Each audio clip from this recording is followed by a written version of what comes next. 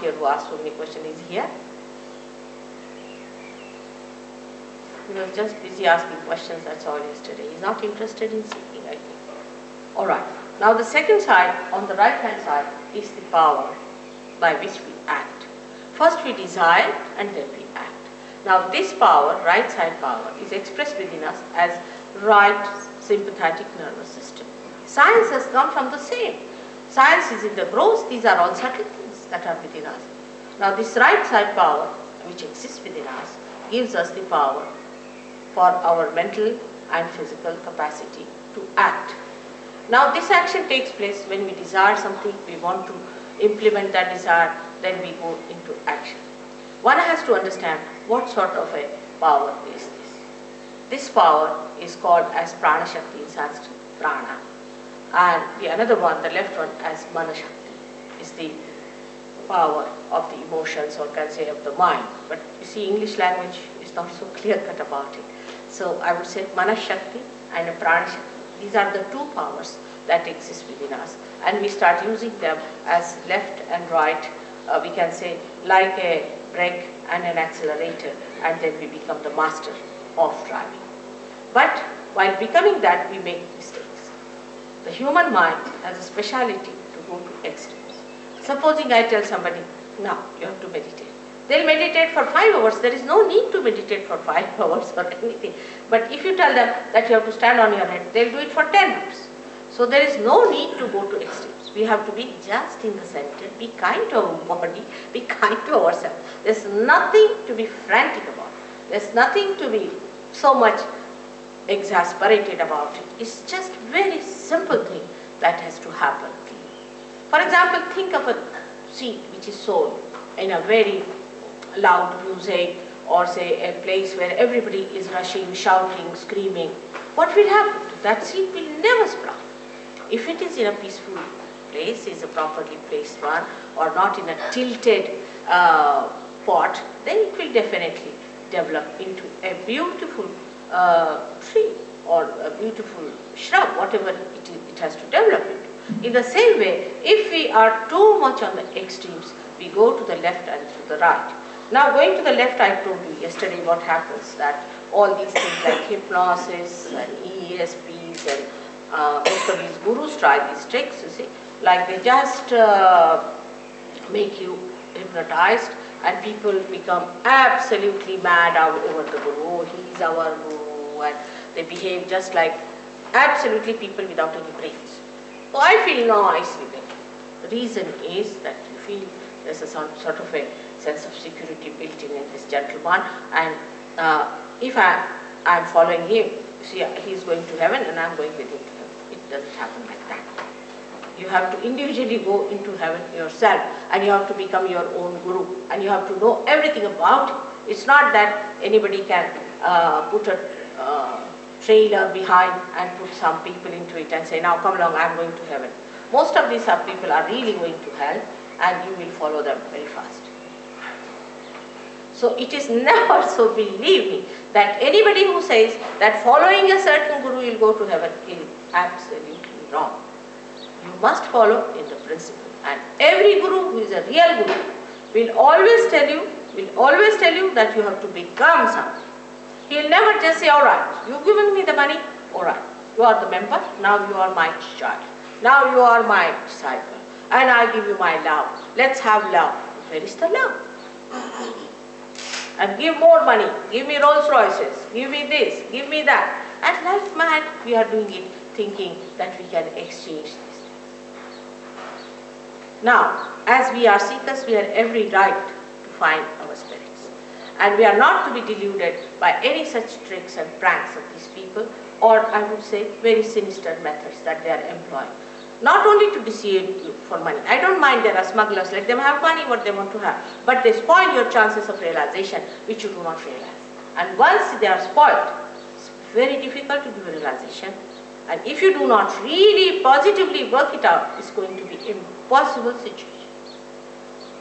I've seen people who have suffered on account of this. Now this action within us acts for our mental and physical capacities on the right hand side. Like we think of the future. Now we're planning, we start. It's planning. Now we must do this tomorrow or day after tomorrow. We have to do it, and we start sitting. Now I'll go there and I'll find this, and then I'll take a ticket, and then I'll go there. I mean, our mind is working for the future. So much so we become absolutely futuristic. To such an extent, sometimes I've met people who are futuristic, they even forget their own names. Can you believe it? I mean, they don't even remember their father's name, that's all right, but even their own names they forget. I mean, they are like mad because they don't remember their own names and they don't know where are they, what are they doing. I have met people of that kind who are really sick people because they have become so futuristic now that they do not know anything about their past. Now, this futuristic behavior starts in a society where people always think of the future. What will I do? What am I to do tomorrow? What am I to achieve tomorrow? And all these things, when they start doing, their attention goes to the right extreme. Now, in this place, we are very dangerously placed. Very dangerously placed when we start looking for the future. And the future seeing is a imaginary stuff. Is absolutely imaginary. Because what you think of the future doesn't exist. What exists is the present. You have to be in the present, not in the future. But people will say you have to be in the present. But how? We cannot. Either we are in the past or in the future. Because when the thought wave rises, it comes up and goes down. Another thought wave rises, goes up and comes down. Now, this thought wave which comes up, we go with it, but we don't see it's going down. Another thought wave that rises, we see that, but we don't see where it goes out. And so we are jumping on the cusp of these thoughts and we do not know. Perhaps we are in the past or perhaps in the future. But in the center of these two thoughts, there is the present. And we don't know how to take our attention there, which is a very difficult thing. And just to say that you should be in the center is not possible. All these things, you should do this, you should do that, is not going to work out. Unless and until there is light. For example, there is no light in this room. And you say, walk straight. You cannot walk because you can't see where is the passage, how to walk. Even if you order to whatever you please, you cannot just walk straight without touching any of these chairs because there is no light, you can't see. So one has to understand that in the futuristic life when we live, when we plan too much for the future, actually what we are doing, we are living in an imaginary world. We have many stories of people who lived in imaginary worlds and how they found that everything was destroyed.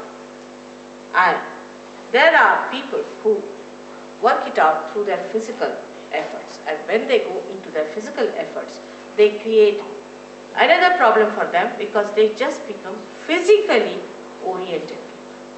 And if you are just physically oriented, the spirit gets angry. So the right side movement is for the people who are very meticulous, you see what you can call the people who are very particular about the time, and who are very firm about things, who are very dry people, and who are very straight and they won't tolerate any nonsense, that sort of people you see that you find normally, and that sort of people become a headache and they are very boring. You can't just bear their company, they can be very boring people. And they give you big lectures about how to be straightforward and how to walk straight, absolutely. In the nature, nothing is straight. It all moves so beautifully because the nature is created out of varieties. And variety brings the beauty. They don't think of beauty, they don't think of love or compassion, nothing. For them, it is a very meticulous world, and that's how they live. Such people are developing a big ego within themselves, as you see there, is the yellow stuff in the head called as ego. Let me show. By the action of the left side, emotional side, we develop a superego, but by the action of the right side, we develop an ego. Now this ego is not easy to be seen, because if you have a superego, you have pains in the body, you are a miserable person, you have wrinkles on the face, and you look absolutely worn out. But if you have ego, then you look so dynamic. We can say that Hitler was the extreme of this ego business. And he got into his head that he is some sort of a God incarnation, and that he has to save the people, and he was the one who knows about races and everything, and he is supposed to save some race. This kind of idea comes from these people who are right-sided. They are very aggressive. They may be very good to talk to. They may be very humble to look at. Could be very good businessmen. Could be anything. But they do not know that they have this Mr. Ego coming up on their heads, just like a big balloon, and they are floating in the air. The end of ego is stupidity. You'll be surprised. The end of ego is stupidity. Such people indulge into all kinds of stupid things, and they say, what's wrong? For example, I've known old people behaving in so stupid ways, and they say, what's wrong? You know, an old man, say, of 90 years, who can't even walk without a stake, stakes to these dances you do, and then he falls down, you see, and he thinks, what's wrong? Like a lady I knew, she was about 85, she died from a horse falling down. Naturally, what else do you expect at 85? That's what is evident.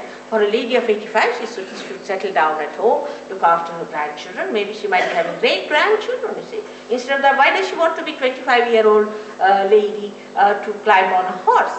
So all such stupid things they do, and then they will say, what's wrong? There's nothing wrong in stupidity, what's wrong? But such people are a nuisance to the society, to others. The people who are superego are troublesome to themselves, but those are egoistical are troublesome to others. They are all the time correcting others, torturing others, putting their ideas onto other people, and such people can be very, very successful, because nothing succeeds like success. They go on hammering things into the heads of people, saying, now, this is true, and when you go on saying it, you should suddenly believe, yes, must be true.